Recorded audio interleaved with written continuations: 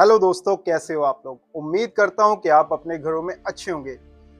Chapter हमारा the rise of nationalism in Europe, और आज हम पढ़ने जा रहे हैं एक और बहुत इंपॉर्टेंट टॉपिक। अब मेरे हिसाब से ना बोर होंगे आप। अब अगेन रेवोल्यूशन एक, मतलब हमारे टॉपिक का जो नाम है वो है लिबरल रेवोल्यूशन 1848। मतलब रेवोल्यूशन तो हमने पहले भी पढ़ा था सर, तो इस रेवोल्यूशन की क्या जरूरत है। मतलब इतने रेवोल्यूशन हुए थे। नहीं, देखिए, मैं आपको समझाता हूँ। रेवोल्यूशन उस पीरियड में जो हमने पढ़ा था ना, एज ऑफ रेवोल्यूशन टॉपिक, तो उसमें हमने क्लियर किया था कि 1830 से लेकर 48 तक रेवोल्यूशन हुए। इस पीरियड को रेवोल्यूशन कहा जाता है। हाँ, वो बात अलग है कि जो हमने लास्ट वीडियोस में देखा कि कैसे hunger, hardship and popular revolt में जो है वो कह सकते हैं कि जो निचले तबके के लोग थे, जो मतलब बिलो मिडिल क्लास थे या गरीब थे, जैसे पीजेंट थे या और लोग थे, तो उन्होंने रेवोल्यूशन किया। मतलब उसे डायरेक्ट रेवोल्यूशन कहते हैं, सीधा अटैक। समझ रहे हो ना बात को। तो उससे पहले हमने रोमांटिसिज्म पढ़ा कि एक फीलिंग जो लोगों में उत्पन्न करना रेडिकल्स के द्वारा। अब जो है ये रेवोल्यूशन है पढ़े लिखे लोगों का, इंटेलेक्चुअल लोगों का। समझ रहे हो ना बात को। मतलब द न्यू मिडिल क्लास, मतलब मिडिल क्लास जो लिबरल लोग हैं ना, इंटेलेक्चुअल लोग हैं, अब उनको रेवोल्यूशन की जरूरत क्यों पड़ी। देखिए, डिमांड वही है कि नेशन स्टेट बननी चाहिए, लेकिन उनकी डिमांड्स अलग थी, उनकी डिमांड्स अलग थी। लेकिन जब डिमांड और डिमांड मैच करती है ना, तो कोई ना कोई रिजल्ट बड़ा निकलता है। हर एक को अपने तरफ से पूरी एक कह सकते हैं कि स्ट्रेंथ के साथ हमला करना पड़ता है। जैसे जो रेवोल्यूशन था किसानों का, उनकी डिमांड्स अलग थी।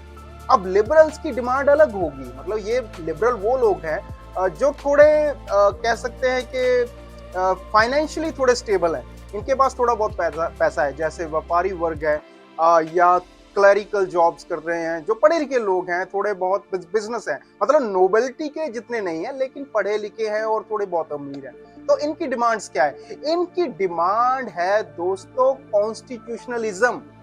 मतलब ये चाहते हैं कि कॉन्स्टिट्यूशन हो और राइट टू वोट मिलना चाहिए। मतलब डिमांड्स में वो पढ़े लिखे वालों डिमांड्स है ना, कि हमें वोटिंग राइट मिलना चाहिए, हमें अपने राइट्स मिलने चाहिए, कॉन्स्टिट्यूशन होना चाहिए, मतलब ऐसे।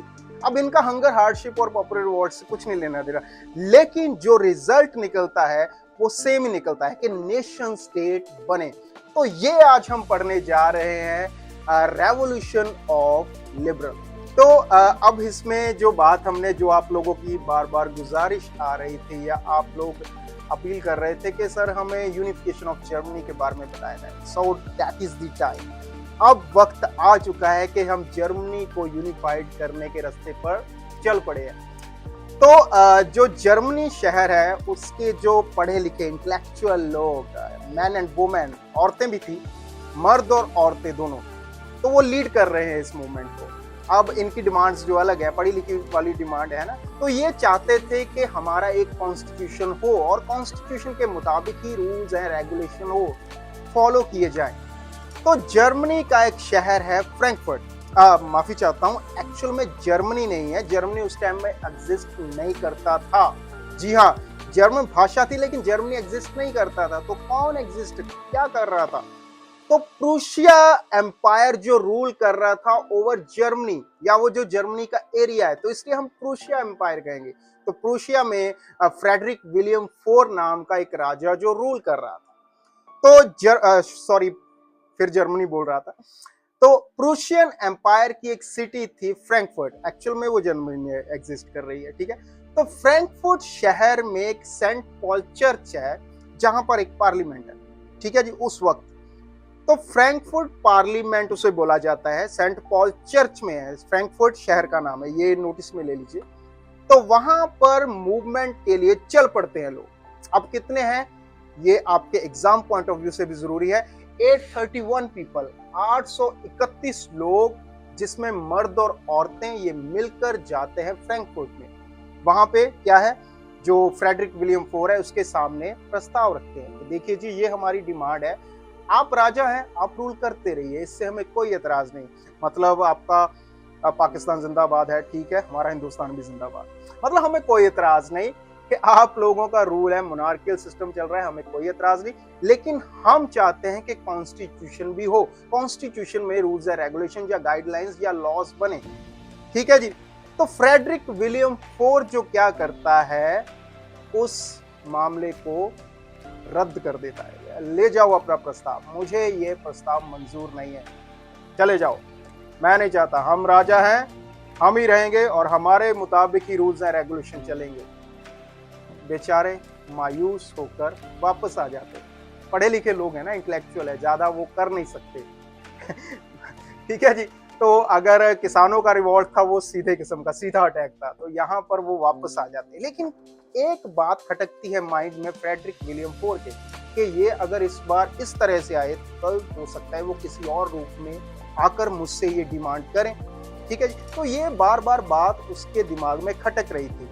अब यहाँ पर एक और इम्पोर्टेंट बात है कि अगर मर्द और औरत दोनों साथ मिलकर चले तो इसका मतलब है मर्द और औरतें बराबर हैं, मतलब उनको राइट्स ठीक मिले।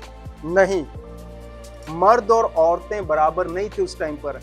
औरतों ने बिल्कुल साथ दिया मर्दों का, लिबरल। लेकिन लिबरल लोगों का यह मानना था, स्पेशली मर्दों का यह मानना था कि औरतों को वोटिंग राइट नहीं मिलना चाहिए, वो इतनी इंटेलेक्चुअल नहीं होती, ये लिबरल्स का मानना था। मतलब फ्रैंकफर्ट पार्लियामेंट में भी गए, सेंट पॉल चर्च में, वहां पर भी औरतों को खड़ा रखा गया कॉरिडोर में, और मर्दों को जो बैठने की जगह मिली। मतलब ये काफी ज्यादा उनके साथ भेदभाव होता था। तो ये जो बात है ना कि मतलब ये इस तरह से आए हैं मेरे पास कॉन्स्टिट्यूशन, मतलब फ्रेडरिक विलियम फोर ने ये सोचा कि ये मेरे पास आए हैं कि कॉन्स्टिट्यूशन मोनार्की हो जाए, तो मैंने उसे रिजेक्ट कर दिया, लेकिन कल ये हमला भी कर सकते हैं। मतलब आज ये पीसफुली वे से आए हैं, कल किसी और तरीके से भी आ सकते हैं। तो उसने सोचना शुरू किया कि क्यों ना मैं कुछ चीजें जो है उसे उसमें रिलैक्सेशन कर दूं, मतलब जो मैं ज्यादा स्ट्रिक्टनेस दिखा रहा हूं तो उसमें कुछ रिलीफ दूं इनको, ताकि ये बात समझ जाए। तो कुछ चीजें यहाँ पर एडवांटेजफुल रही लोगों के लिए। एक तो ये कि जो लेबर प्रथा थी, जो उसे जिसे हम सर्फडम बोलते हैं, तो सर्फडम जो कल्चर था वो भी अबॉलिश कर दिया गया जो राजा था फ्रेडरिक विलियम फोर्थ। तो और भी बहुत सी चीजें उसने रिलैक्स किया। लेकिन आखिरकार ये काफी चीजें सोचने विचारने के बाद उसके दिमाग में ये आया कि कल को मुझे दौड़ा दौड़ा कर ये पीटेंगे, हो सकता है मुझे सूली पे लटका दे, गिल्टाइन कर दे, तो इससे पहले इनको मैं अपना राजपाट खत्म कर देता हूँ और इनके हाथों में रूल दे देता हूँ, या इनके हाथों में एक नेशन बना देता हूँ इनके लिए, और लोगों के द्वारा ही जो राज चलेगा। तो ऐसा कुछ हुआ जो लिबरल रेवोल्यूशन 1848 का था। तो जर्मनी की जो यूनिफिकेशन है ना दोस्तों, वो बड़ी इंटरेस्टिंग है। तो अगली वीडियो में जर्मनी को हम यूनिफाइड करेंगे, जर्मनी की यूनिफिकेशन के बारे में पढ़ेंगे। और आज सिर्फ इतना ही, जो आपका एग्जाम है उसके मुताबिक, जो आपका 10th का जो कंटेंट है उसके मुताबिक इतना ही टॉपिक है, इसको ध्यान से समझिए।